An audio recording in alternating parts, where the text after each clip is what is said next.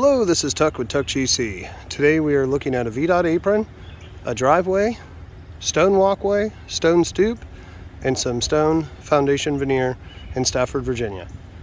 Let's take a closer look. So this apron is a CG 9D approved, permitted, and bonded through VDOT, and this is what they look like, folks. Pay close attention to the 6-foot sections of curb and gutter we had to replace per code.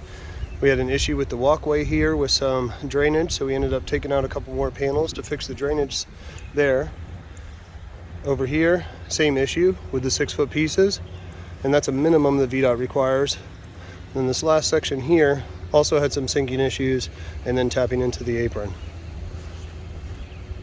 See control joints spaced out exactly like they should be, cut to the proper depth. Nice finish on the concrete. Unfortunately the rain came in, kind of screwed up my video, but we're down here so we wanted to shoot it. Now look at that flagstone. Pay close attention to the tight joints. That's what I tell all my clients. The stone is not evenly cut, and a lot of contractors use really wide joints to hide it. We do the opposite. We set it tight and then we saw cut after, and that's how we get these beautiful perfect joints, not the big ugly joints like you see a lot of people put in. The color on this stone, wow, and that stoop looks great. Pay attention how we do the square cut here. We do the square cut in the center. We do the premium thermal borders. And this is the upsell that I try to push every client into because it just makes these stoops look so much better.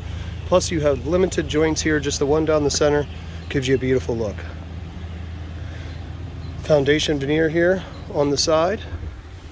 Wraps all the way around, even to the garage, to the other side there by the truck. I'm not going to show you, I'll just show you here. Nice touch. Coming back, we have the beautiful veneer on this side too. So you're using a regular stone on the vertical surfaces and on the stoop, so it all matches. And then the horizontal surfaces are the square cut.